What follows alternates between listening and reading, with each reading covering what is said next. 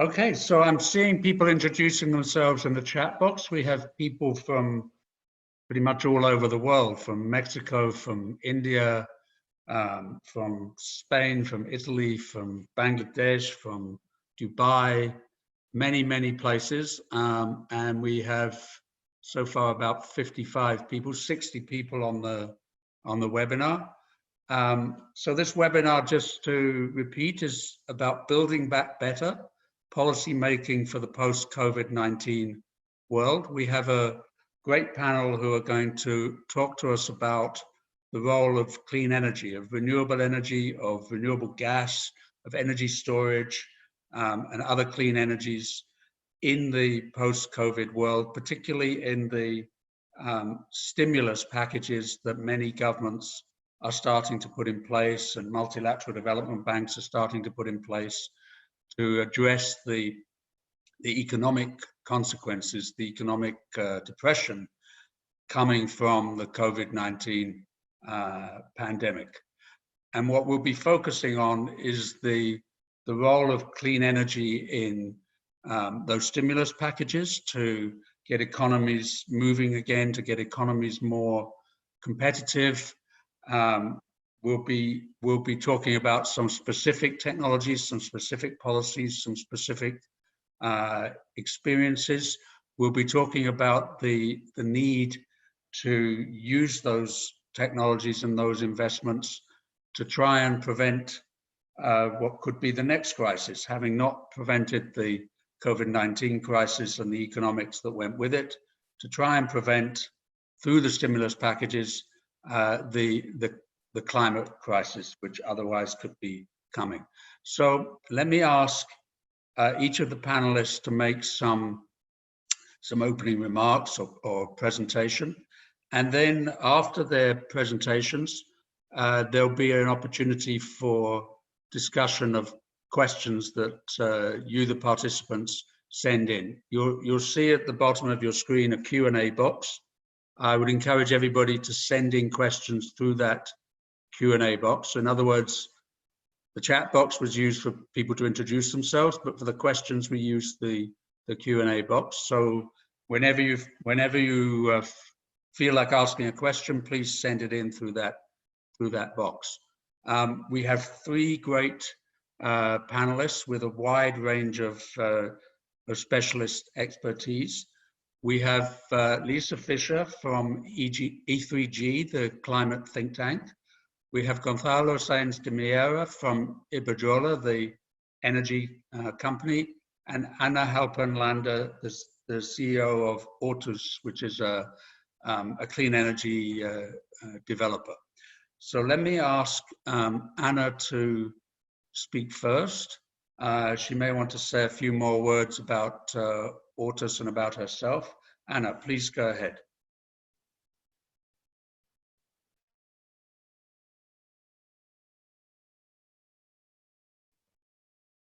Anna, you need to... Sorry, I just unmuting. It took me a second. Thank you so much. And first of all, thank you to Jonathan for being our moderator and the other panelists. And also thank you so much to Belen and ATA, both for the opportunity to be here and to speak and for organizing this. I think this is a critically important topic. I'm going to share my screen. I put together a few of my thoughts on this. Jonathan's done a really good job of mentioning my work at Ortus, but the other thing that I do, which is an outgrowth of work that I did many years ago in the early noughties with a group called Environmental Entrepreneurs, the core team of people who worked on the California Global Warming Solutions Bill have reformed in a group called Project 2030, because AB 32 really took us many great steps to get to meeting California's emissions targets for 2020, and 2030 is focused on doing the same thing, but in 2030. And so I'll use California as a little bit of an example of some of the thoughts and ideas I have about how we should be thinking about what policymaking should look like in this COVID stimulus opportunity. So let me just make this big. And Jonathan, can you see this? Just nod. Yeah. Okay, great. Not yet. So, oh. Try sharing again, So, please, Anna. Yeah. Now we can see. Great. So Ortis, as Jonathan said, is we call ourselves a climate mitigation firm. What we do is we really take proven technologies and we greenfield, and we also acquire and accelerate diversified energy, the various different types of renewable energy technologies. But it's all based on climate change is our defining challenge. Which is interesting because COVID is also a massive challenge. So what is the context here? So first of all, I think many of you on the left is a graph here, and it sort of shows how big is the economic impact. And this is, you can even think of this as a V shape, a U shape, and a longer tail, but actually this is negative impact and duration of impact. And I think, you know, we have various scenarios. I think we're probably not in a V shape, but possibly closer to a U shape. And the jury is still out of whether or not we're going to end up with a longer tail. I think we all hope it won't. But that is the situation we find ourselves, which then calls for significant stimulus to maintain the economy. And I wanted to just set the context here on the right with now this is actually California specific, but the same stands true for global. Generally. And so, you know, you have industrial, transportation, ag, residential, commercial, and electricity. And then you have a whole variety of technologies. And what you can see here as an example is that, for example, you know, people are doing a really good job of kicking off electricity and renewable generation. A lot of good work going on in transportation, obviously more to be done. Industrial and agricultural and some of the resi stuff like residential heating are areas that have struggled. And I'll just note that if global cement was a country, it would be the third largest emitter in the world at 8%. So let me just share a little bit of lessons from California. So first of all, California is the 5th largest economy in the world. It actually is a $3 trillion economy if you break it out from the United States. And it's the 8th largest state in terms of population in the United States. California went down a journey in the early 90s. And if you look from 2000 emissions, what you see is that while the emissions declined 10%, just on a holistic basis, that's the red line. If you looked at it on a per capita basis, it's over 20%. And if you look at it on a GDP basis, it's negative 40%. Well, at the same time, GDP grew by 50%. So to me, what I really want to point out here is that California is a huge success story, that you don't have to compromise economic growth to achieve emissions reductions. And this is the total emissions. It just sort of says from 2002 to 2017, you go down, right? And you get, this is the 2020 limit. And it's a very exciting story. So what are the principles that were used to get there? Well, don't prescribe innovation. Don't tell people, you know, what you really need is scrubbers or what you really need is CCS, but do set a standard that drives emissions down and allows innovation to happen, and do offer appropriate mechanisms to encourage investment. And those could be revenue stability through contract for difference, a clear set of rules so that everybody knows what the game is. Cap and trade can absolutely be part of that. Support through some kind of carbon market mechanism. So if you look at the cap and trade program in the US, in California, often those are about $11 per ton, which is a familiar story and not very encouraging. But if you look at the LCFS credit program, that is well over $100. And I believe last time I looked, it was close to 180 or 190 per ton, which is a very strong story. It means that if you are somebody who has a way of reducing carbon intensity within the transportation fuel chain, there is real money sitting there for you. And then, that was meant to be eliminate the very dirty competitors like coal generation, not element. And finally, to achieve targeted reductions, the goal is to achieve target reductions within an acceptable price range. And what you saw from California is, in fact, it was an acceptable price range, but they didn't sacrifice growth to do it. So what are the concepts for, you know, today and beyond? So first of all, to accept, by the way, can people see, I don't know, this bar here seems to be, okay, I can move it up, good. To accelerate proven ideas and extend them into sectors that are still struggling. So what are the ideas I'd like to throw out there? Well, take for renewable energy, decarbonize electricity, and then electrify everything you bloody can. And so, you know, keep accelerating that idea with electricity and think about mechanisms to do so. Think about daily, weekly, and seasonal storage and come up with a way to do that. Continue with the transport journey, and I'll have a suggestion around that. And then residential heating is another key one around renewable energy. Explore low carbon fuel standards. Those have been really successful in California. And basically it started with a measurement and then it just ratcheted it down and puts the pressure on. And if you don't reduce the carbon intensity in your fuel, you then have to pay. And those payments are dear. And even if you pay, you don't get released from your obligation. You're just allowed to continue, but you maintain a balance of obligation in the past that you have to clear off. Second, decarbonize industry emissions. And that's a really problematic one.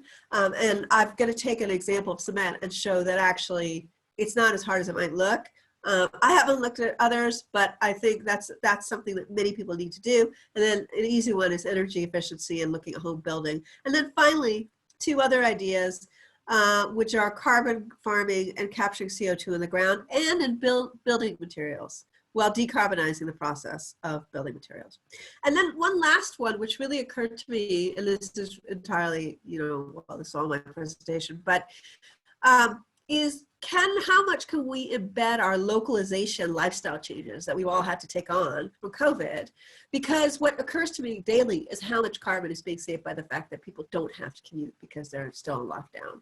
And going to work is important, but it may not be that important to be there every single day. And, you know, focusing on what are the meetings that matter most, traveling less and consuming less.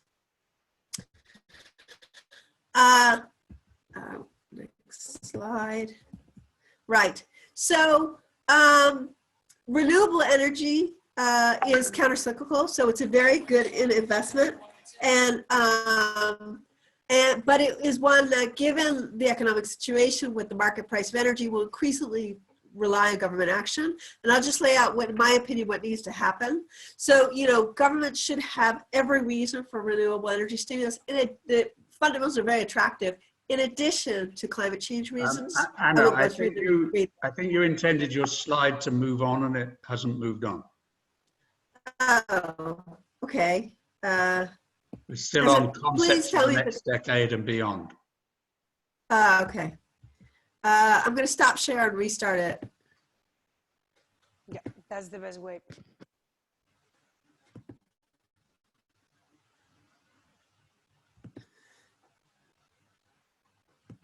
So essentially, I really divide this into two types. One is financial levers. So if you guys, Jonathan, please say if you guys can't see the slide, I'll talk through it. We can't see it yet.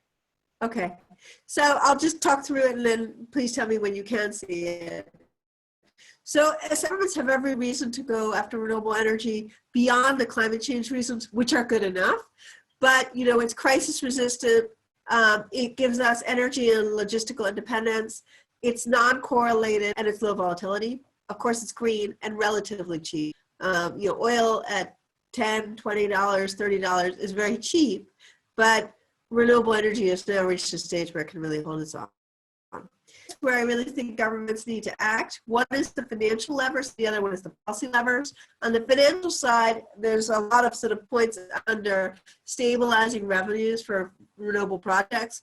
You know, they don't need a subsidy per se. They can come in at a merchant at a price, but what they do need in order to give investors and debt providers certainty, some form of longevity on that market price. And so expanding things like contract for difference or other government-backed PPA structures. And by expanding, I mean keep doing them. So take Italy as an example. Italy is doing a whole bunch of auctions. They should keep going beyond 2021, and they should expand it in the sense that, so extend and expand in the sense that, you know, it's not necessarily covering every technology to cover additional technologies. They should also look for mechanisms to support corporate PPAs. So the challenge that we're seeing with corporate PPAs is two. First one is credit. Credits, you know, the credit worthiness of the off-taker, and the second one is around the longevity of the PPA. And of course, corporates are very sensibly don't want to commit for too long because they end up in a situation where they are stuck into a higher price than what the market may be, although that may also be the opposite. And so there's a variety of ways that that can be cleverly done and then supported by government. And then I think governments need to accept that merchant pricing will not achieve the desired outcome. That if you ask investors to take a risk that can change from day to day, especially with the volatility we see on the energy front, things are not going to happen. And then finally, you know, on the financial levers, to do the things that are being called for by existing industry to stabilize businesses in the short term. And these could be, you know, loans, grants. UK has a structure for early stage companies to match via convertible note structures. But all of these types of levers need to be used. Jonathan, can you guys see my slides? Or maybe, Belen, we should switch and you should share my slides. I'm happy to do that. Just take the slides off and I can do that.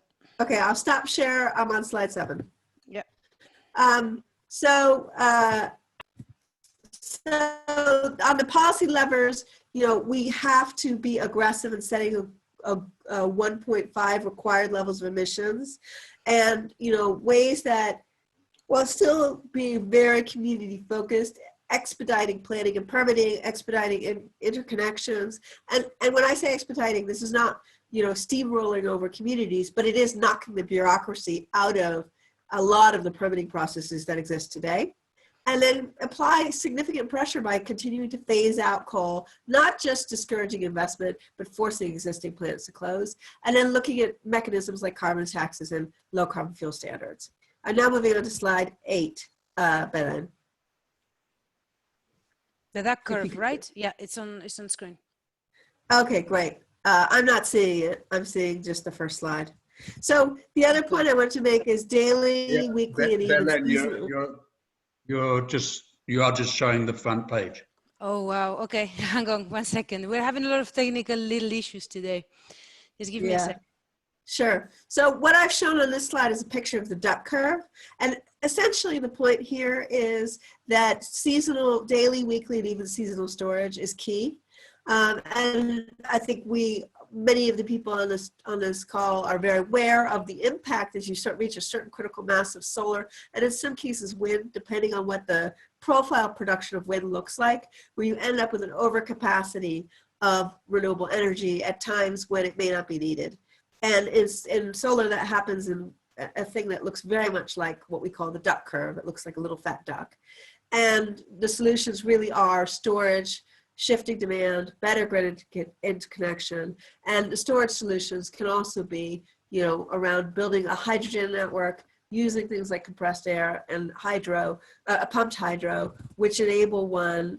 Belen, you've gone 1 slide too far, but it's okay. Which then enables you to shift that power to when you need it. And of course, the appeal of hydrogen is that you can store it and then use it, but it also has significant challenges.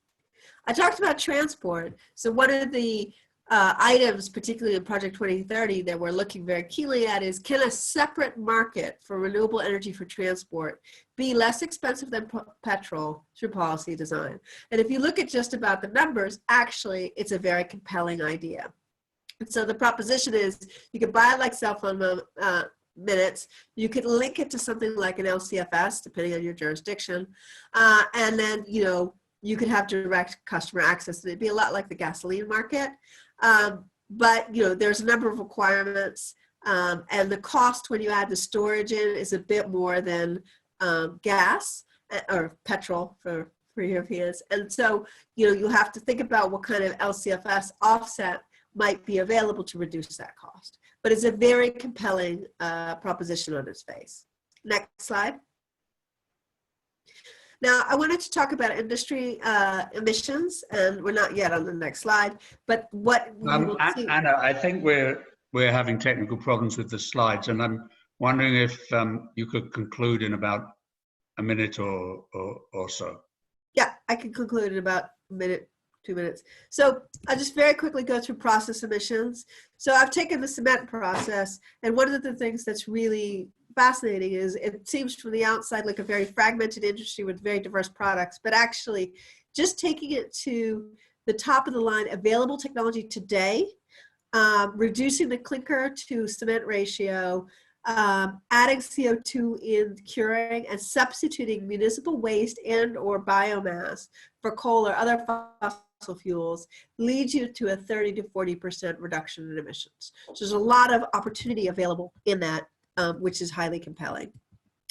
And my last topic that I wanted to talk about was carbon farming, which is and carbon capture. So carbon farming is effectively making sure that you farm, take your agriculture sector in such a way that you increase the carbon in the soil, and that's been done successfully in France for 0.4% per year. It's also being done on a number of farms which have been measuring their carbon intensity in the soil who are using more sustainable practices in the United States. And there is some efforts going on and research on that. And then the other point I wanted to make was around carbon capture, where there's a really exciting opportunity to capture carbon in building materials, where you keep forest standings and use forest thinnings through like cross-laminated timber and also sources like bamboo. And you know, and then the other thing, of course, is to think about concentrated versus atmospheric carbon and use ways to sequester those, both in the ground or into carbon to value streams. And I'm going to stop there. There's a lot to take on, I know, but I wanted to sort of share the breadth of where I think the opportunity lies. And all of the technologies that I've talked about here are not things which are, you know, out in 20 years, but things that can be feasibly executed in the next, you know, tomorrow or the next 4 to 5 years. Okay, that's great. Thank you very much, Anna. I think people should send in questions. If something was unclear because we had technical problems with the slides, I'm sure we could clarify those through questions, but more generally, I just encourage everybody to send in questions. We have a few coming in now. Let me ask Gonzalo to speak next. Gonzalo, you may want to say a little bit about yourself and about Iberdrola, and then make your remarks. Okay, good afternoon from Madrid, Spain. Thank you for inviting us and for inviting me to participate in this interesting webinar. The first thing I have to say that I'm confined in a rural area. This has a lot of advantages, but the disadvantage is that the connection is not very good. So I had to find a particular spot in my garden when I have a better connection. I am director of climate change of Iberdrola. Iberdrola is a utility firm, international utility firm, really supporting and betting for renewables, networks, and storage. We think this is the future. We are really committed to fight climate change, and this is our strategy. Today, I wanted to share with you 3 messages. The first one is that after the short-term immediate measures to mitigate post-corona economic crisis, economic stimulus packages will be approved around the world, aiming at a rapid economic recovery. And those stimulus are going to be huge. I think they are going to be the biggest economic plans in history. And for this reason, we think that they will have to be defined wisely.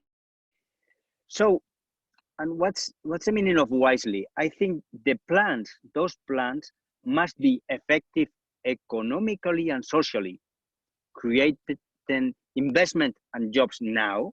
This is important. But at the same time, they must be dedicated to sectors with a sustainable future. And here, clean energies, renewable energies, networks must be at the forefront. So for instance, for Spain, the country where I live, Iberdrola, we have analyzed that in the Spanish power sector, more than 100,000 million euros in clean energies can be invested in the next 5 years, generating more than 300,000 new jobs. So, very important, we can invest this, I mean, the power sector in Spain without any subsidies, with no cost to the public budget. So we just need an appropriate investment framework. And why? Because in the last 5 years, renewable energy costs have been declining at a huge speed, and now renewable energies in most of the world are fully competitive. So this is the big change in relation to former crises, to the crisis we had only 10 years ago or 12 years ago, that now supporting clean energies, we don't need to sacrifice economic growth, but the opposite, supporting clean energies could mean a more affordable energy and a more secure energy. And this is the biggest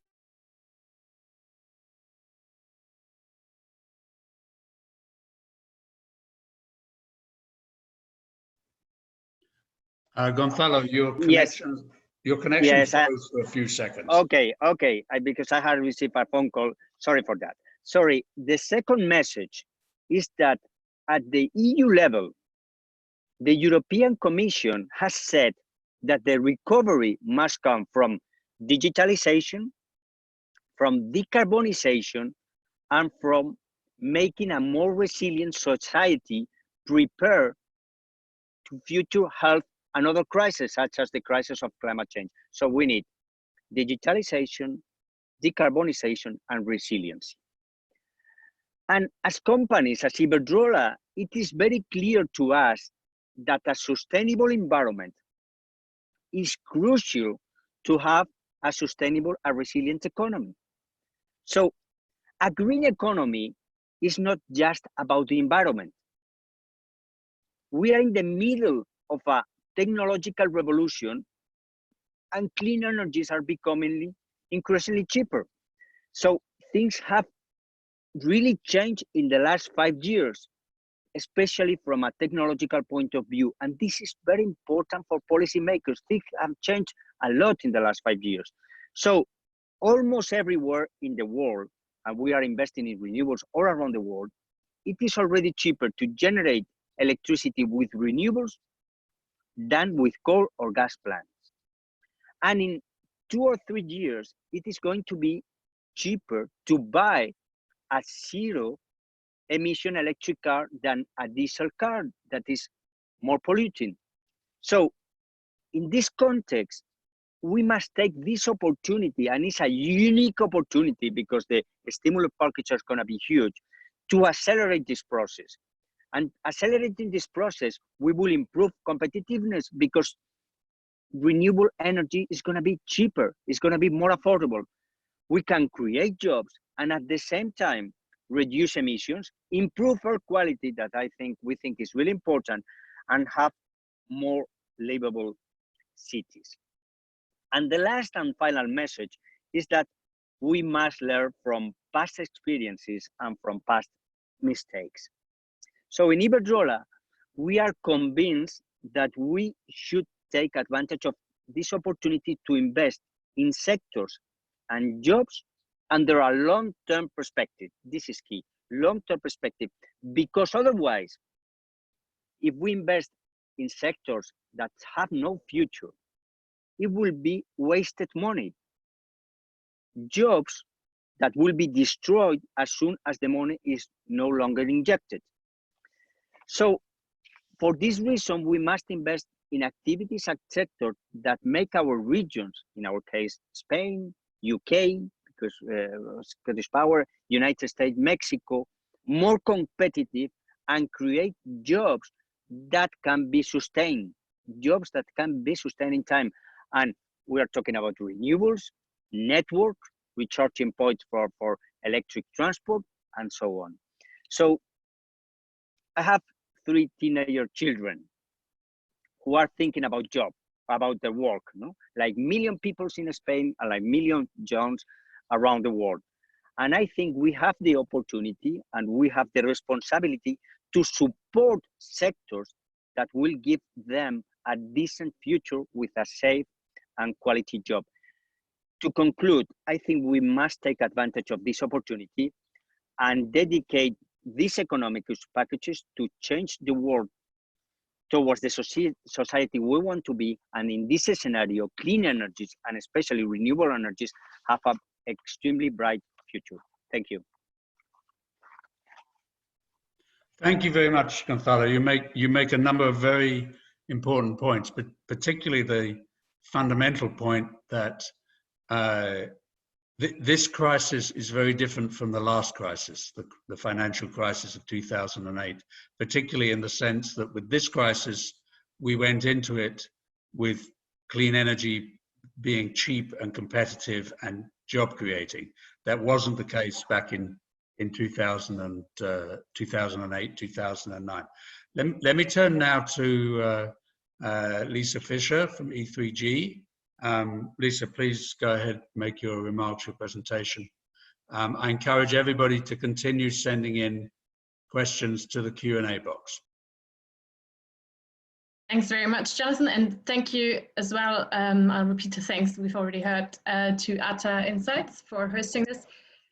I will try and share the presentation.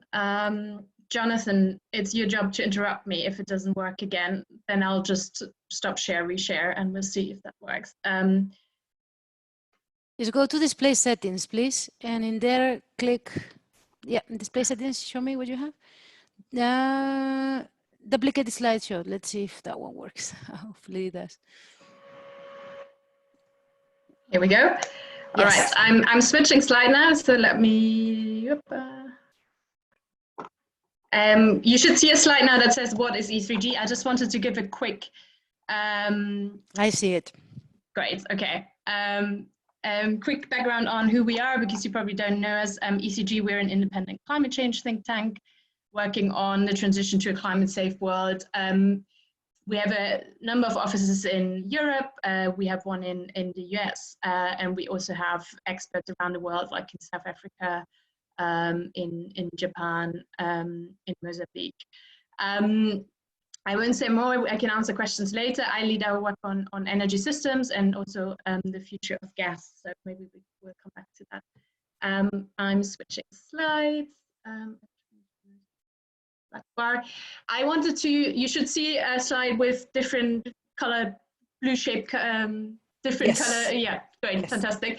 I thought, and Gonzalo already hinted at that, I find it very useful to actually think about this crisis in different stages and try and think about what drives government response there, because that helps us tell the story of, how do renewables, how do clean technologies link into the drivers of government action, really.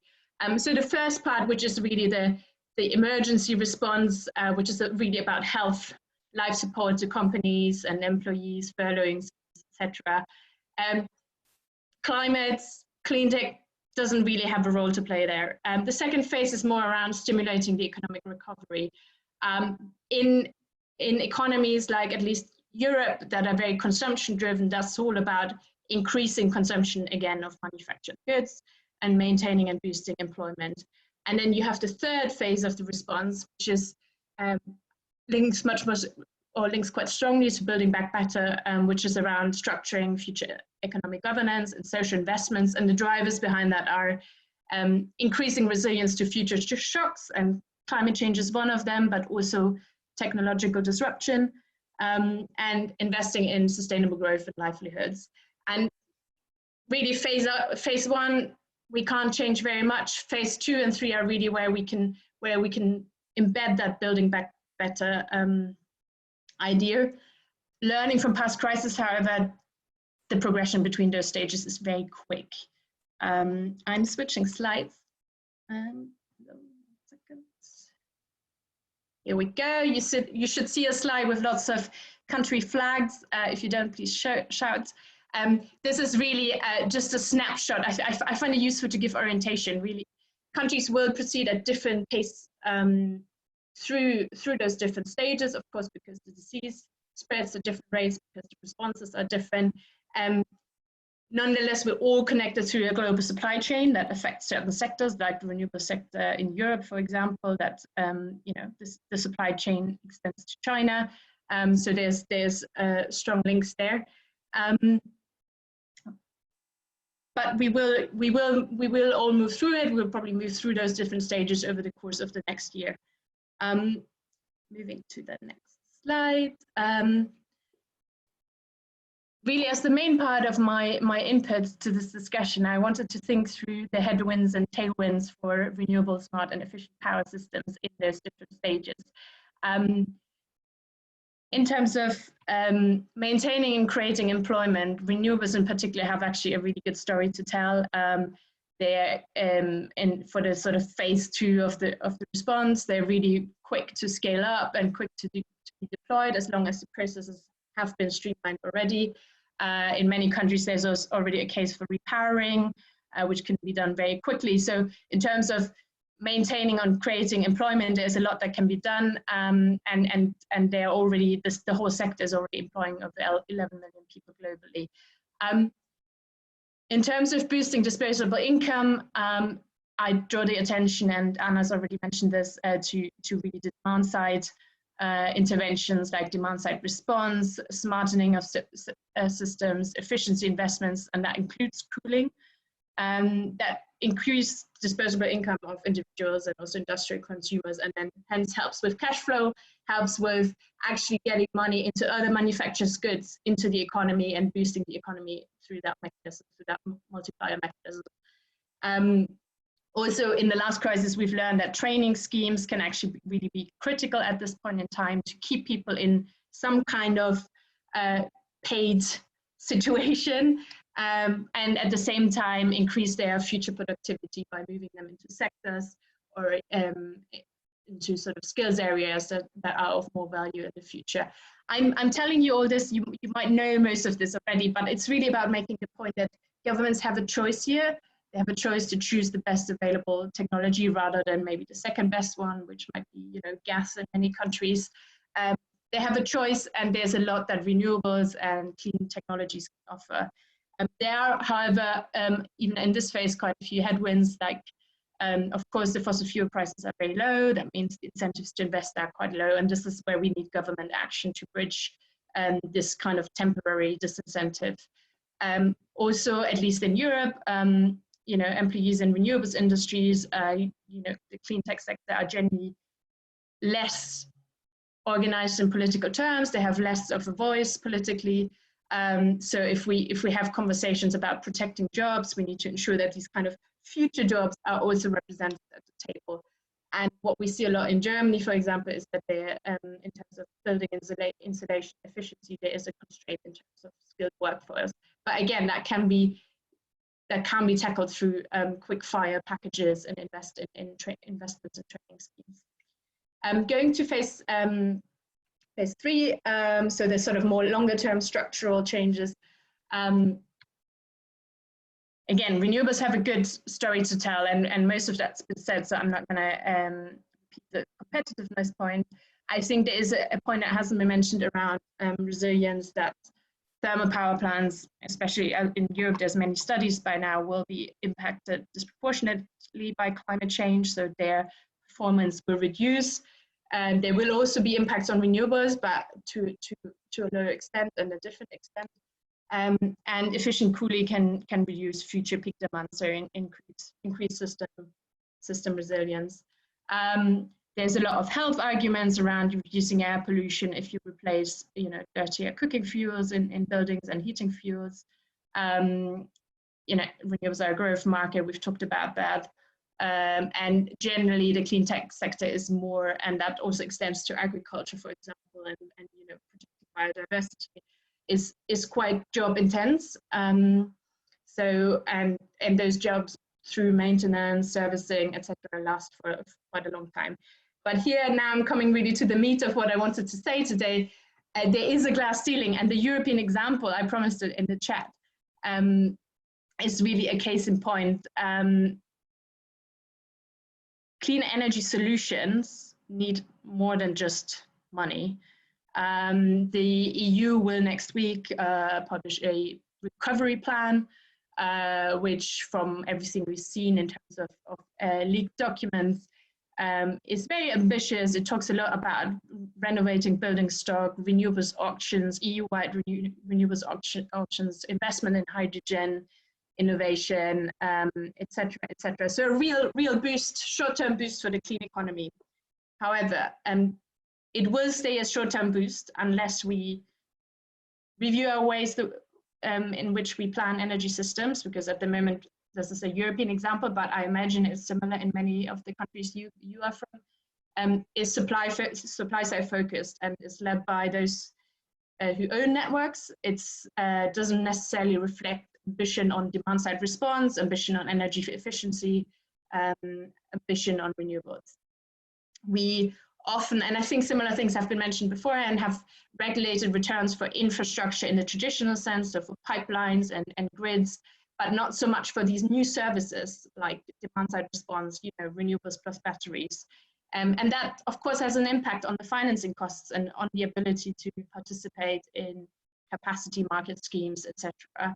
And that's a real thing we need to fix if we want this short-term boost to translate into something longer lasting and really harness, if we bring down technology costs here, to actually make this into a more competitive market going forward, because at the moment competition is really skewed. And the last 2 points around climate modeling and climate impacts on the energy system are not built into energy modeling in Europe, as far as I'm aware. I'd be interested to hear whether there's any examples across the globe that you're aware of. And we need to, in terms of system resilience, that's absolutely important. Like in Europe, you can, the amount of heating days are steadily declining, the amount of cooling days are going up. We need to build that into our system resilience modeling, otherwise we're getting it wrong, basically. And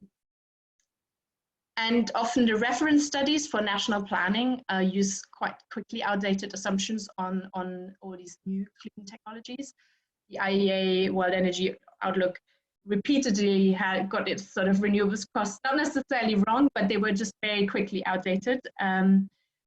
So they are no longer a good sort of guide for big infrastructure choices, for support schemes, regulation. And this is something we need to think about almost at a global level, how we can innovate that process and make it much more real time, make it much more balanced in terms of the solutions we have available. I'll stop here, so we have also some time for questions. Thank you very much. Great, thank you very much, Lisa. That's very interesting presentation. We now have about 15 minutes for questions and answers, and we've had quite a few questions come in, though I'd encourage people to send in more. A first question actually for Anna about California. It's actually 2 questions about California, both of them quite interesting questions. One question is, what can developing countries, it's quite a broad question, what can developing countries learn from California, given that California is part of a developed country? And the other question about California, and I'm smiling because it's quite a provocative question, is in the US, when you have California with a very proactive, assertive green energy policy, and you have the federal government with whatever the federal government's energy policy is. I mean, I live in the US. I would find it very hard to describe what the federal government's policy really is. But I think what the question is referring to is the frequent pronouncements by Donald Trump that are sort of in favor of old energy technologies of coal and gas and oil, and are not particularly supportive, to put it diplomatically, not particularly supportive of clean and green energy technology. So the question is basically, how does what California is doing, how is it consistent with what the federal government is doing? So 2 questions. 1, what can developing countries learn from the California experience with green energy? And 2, how do you deal with this tension between California at the state level and the federal government. Thank you, Jonathan. Just so people are aware, I have been busily trying to answer questions by typing. So a number of these questions have been answered on typing. So you can have a look for your question. But I think these are great questions. I think developing countries are absolutely can take from the California story. Why? Well, most developing countries are not as wealthy as California, but what they do have in common is many of them are very high growth, and they are at an inflection point in their curve of growth. And what California has done is to take a view that good environmental policy should also be good economic policy. So that if you find yourself as a developing country taking on a lot of really dirty industry at very low cost, effectively you're taking your workforce, your productivity into a very low value place. And where you really want to move towards is to kind of a higher scale stimulating innovation and technology, and making sure that you guide your growth wisely is really critical. And that's what California has done. I think there's a lot of other things that developing countries can do by having a robust push on environmental and clean tech type technologies and crafting their markets for them, because what will happen is a lot of companies and foreign direct investment will be attracted to those countries. So what you can then start to see, take Bangladesh, they've been doing a really big push on renewable energy, and that is stimulating renewable energy companies. I know Bangladeshis who are going back, who have worked internationally around the world, just so they can set up vehicles to provide these kinds of energy into that country. So it's really a great opportunity for developing countries. The second question, which is around the federal versus state, California has been a leader against the feds for a very long time. The Clean Air Act, California had air standards way before the feds did. And as a consequence, California is grandfathered in with the ability to set its own standards, and then other states can follow. So California has been in a leadership position for maybe 40 or 50 years already. Trump's not going to change that. They kind of take it on the chin. It's one of the few states where the Democrats control the legislature. And so in general, there's a very progressive mentality across the board.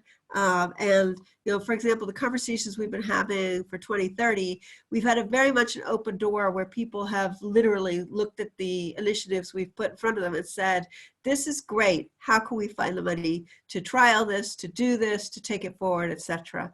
So I don't think that California is gonna be constrained by the federal government anytime soon. Okay, that's good to hear. Okay, so there's a few questions that relate to different types of energy storage and the role that energy storage plays in making renewables essentially even more competitive, or competitive at a much higher level of penetration in a power system. There are also a few questions about carbon capture and sequestration and utilization. Let me put the energy storage questions to anybody on the panel who would like to talk about the prospects for energy storage, particularly medium to long-term storage, because Anna, I think you made some remarks about seasonal storage in part of your presentation. There's quite a few questions about the medium to long term and what role storage can really play on an economic basis. I'd be happy to start and then hand over maybe to Lisa or Gonzalo if they have a view. Lisa in particular talked about some of the European hydrogen programs. So, I mean, I think the challenge that we have here is twofold. One is, unfortunately, the slide didn't show, but there's a lovely little curve that shows when solar overproduces, you get something called the duck curve, where you get a big boost of solar and then the prices kind of drop, and then they go up very steeply towards the evening. This is a profile during the day of production. And that forms something that looks a lot like a little duck. And what it really means is that you end up with an overproduction, overcapacity of generation, during which, you know, there's a lot of power that people don't really need and prices really crater. And it's an ideal opportunity to turn some of that energy at a relatively low cost into, and when I say relatively, I mean really relatively, I mean really low cost. In some markets, it goes negative, or it gets curtailed, to turn that energy into hydrogen, or to use other storage, which could be kind of a daily storage, like or even a weekly storage, like a compressed air or a pumped hydro. Hydrogen is great because it could be stored, you know, on a seasonal basis, and to be used later. And so that's quite interesting. And those were some of the technologies that I was both talking about and thinking of. Lisa, over to you. Thanks, Anna. The only things I'd have to add is that, yeah, I mean, the key innovation area is really seasonal storage. That's right. Hydrogen is one solution, but it is, you know, hydrogen will be a scarce premium good, and, you know, producing a gas, a molecule from electricity to only turn it into electricity again later is not necessarily an efficient pathway. So you want to, if it's necessary, you need to do it, but you want to do it as little as possible. So what I'm missing a little bit, for example, in Europe, is there's a lot of settling on hydrogen as a solution. There's very little on sort of much more open competition on trying to get innovation in the seasonal storage question.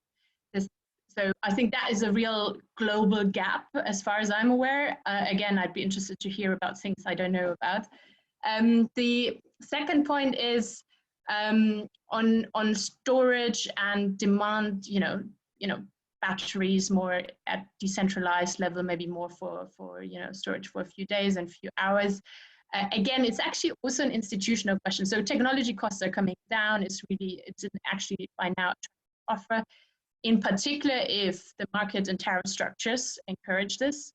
In particular, if your infrastructure planning takes this into account and has like upside sort of scenarios and estimates around it. Again, we see in Europe that it's very focused on supply side.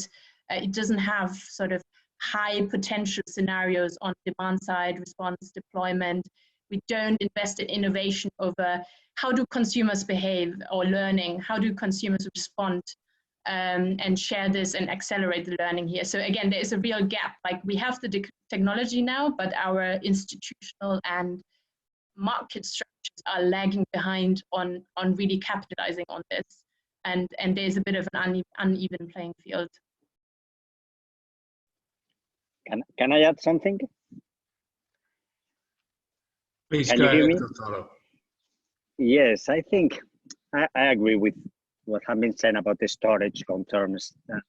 But I would like to stress, and hydrogen, yeah, for the future, but I would like to stress that with current technologies, you know, with photovoltaic, with wind, with large hydro, you know, with the backup we have with generation, it is possible to really develop and to reduce emissions and to increase energy efficiency in a very rapid way in the next 10 years. So we have to do two things: to invest in things for the future, hydrogen, batteries, and so on. But what is really important is to implement current technologies. I'm going to put an example. In Spain now, the power system, renewable represents something like 40% of the power generation in Spain.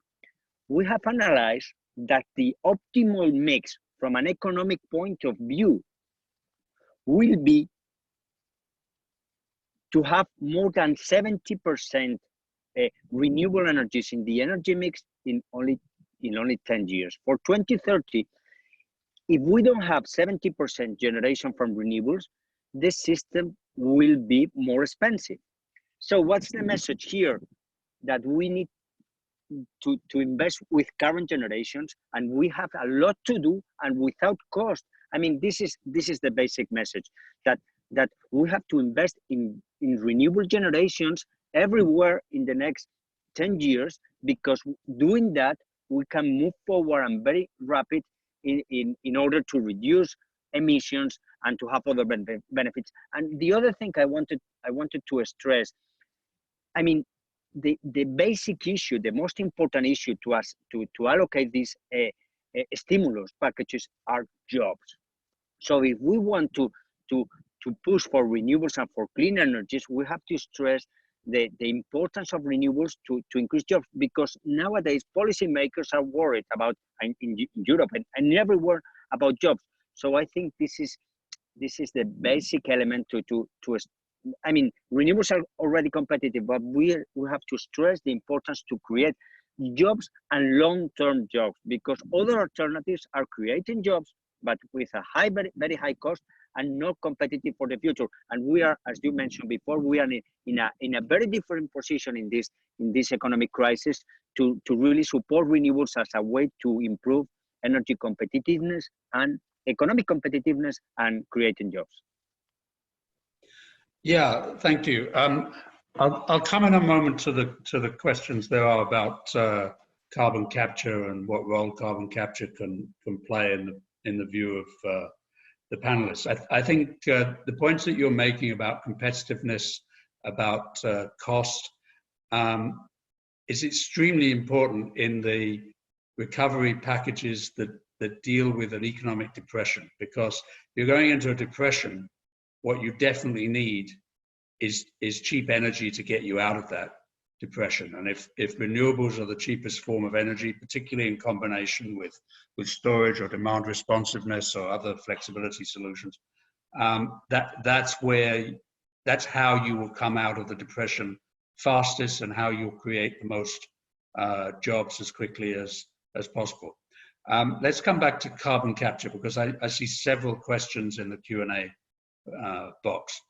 Let me ask each of you if you have a view on how important you think carbon capture and sequestration or carbon capture and utilization will be in future, and whether you think it has an important role to play in post-COVID recovery stimulus packages. I don't know who wants to take that one first. Lisa, then Anna. Cool. Yeah, I think carbon capture, I mean, let's not forget there's a natural way of capturing carbon, which I don't think you guys were referring to, but let's make sure we remember that as well. And these policies are also incredibly important, so protecting forests and afforestation and carbon sinks. But on CCS or CCUS as a technology, I'm by no means an expert, but what I can say is it is similar to the hydrogen conversation in the sense that it is a kind of premium scarce good in the end, right? Like the way where you can store your carbon is extremely dependent on your geographic location, and how we know very little about costs. We know very little about permanence of capturing carbon. Having said that, or the capture carbon, having said that, we need it. We absolutely need it in order to achieve our, goals, like in Europe, carbon neutrality. There is a question over where we need it. I don't see the need for it in the power sector, given we have all these like splendid alternatives. We may need it, in industry in particular. But I think, again, it's a question of focus and making the best use of what is a probably scarce and probably also quite expensive resource. But we need a dedicated agenda for it. And we have, just to give you a fun fact, the other day I dug out a report. We expected in 2010 to have 100 carbon capture and storage projects at the global level for 2020. In 2019, we had 21. So we also really need to change something, and not much has changed on costs, on knowledge in that area. So this is by no means a given that we will make any progress on that agenda unless we really get our act together. So thanks, Lisa. I talked about 4 different ways to do carbon capture. Okay, the first one is carbon farming, which is afforestation, not cutting down existing forests, increasing the the carbon intensity in the soil from agriculture and farming in such a way. And in fact, in the EU, there is already a mechanism to do that, which is the Common Agricultural Policy, which pays a payment, which in the UK is called the Basic Payment Scheme, but effectively pays farmers to run their farms according to a registered system. It could be easily adapted to include carbon. So afforestation and farming itself, so agriculture. Now, those are two very good ways. Then 3 would be what I would call carbon to value or carbon sequestration through building materials and other valuable aspects. One example is that if you cure cement with CO2, the cement sucks in the CO2, but it also makes, you can have a much lower load of cement and have better structural factors. So it'll be stronger. And so you actually save money from a cement. But of course you have to have the system to bring the CO2 back into the curing area and so on. So there's, and the last that I was talking about was CCS itself, where you take large pipelines and you put that carbon into the ground. So there's 4 different ways that I laid out. And I think what we need is policy that encourages all of them.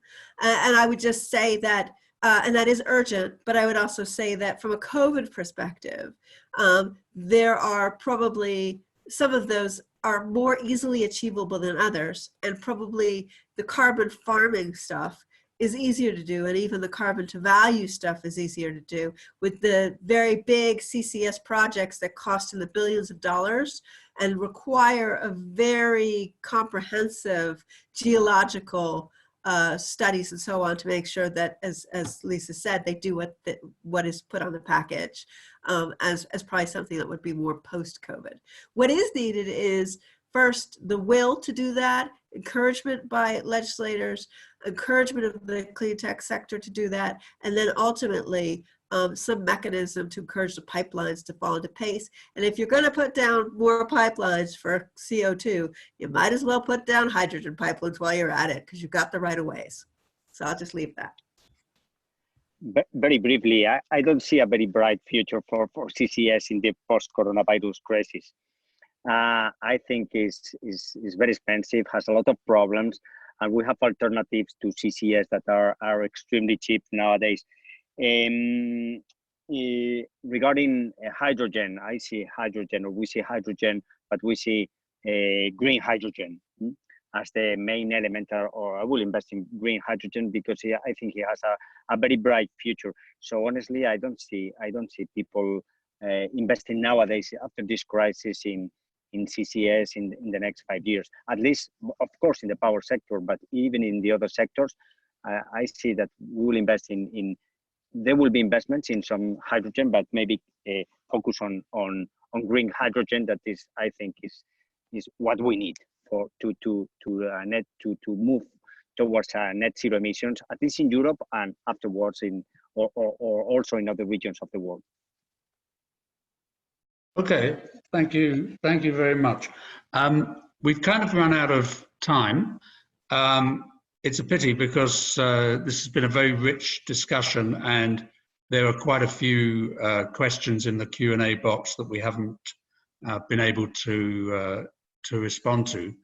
But let me just conclude by saying that I've been very, very struck in this whole conversation about, in a way, how little it was about climate change and how much it was about economics. Yes, we talked about climate change, and it was very important to talk about it.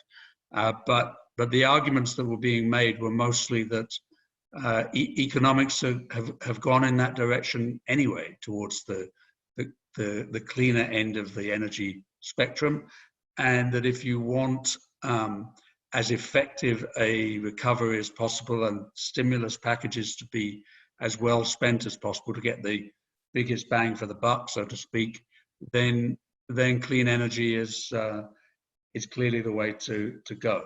And that, in that sense, as Gonzalo pointed out a couple of times, in that sense, this is historic. It wasn't like that in previous crises. It was more, well, it would be nice to do green. It would be nice to clean up the environment. It would be nice to tackle climate change, but it was rather expensive, and people weren't always prepared to make that trade-off between growth and environment in the middle of a crisis. Now it's not nearly so much of a trade-off. It's that the green stuff is what's going to save us economically and what's going to create the jobs. So let me conclude there. It's a pity that on these webinars, these audio, video sort of seminars, conferences, and so on, we can't hear the applause from for the panelists from the audience. So if people want to applaud in the chat box, please go ahead and applaud, because I think we had great interventions from our three panelists, from Ana, Gonzalo, and Lisa. Let me thank the participants for their active participation and for their very good questions. Okay, thank you very much. And I'm seeing applause coming in the chat box. That's nice.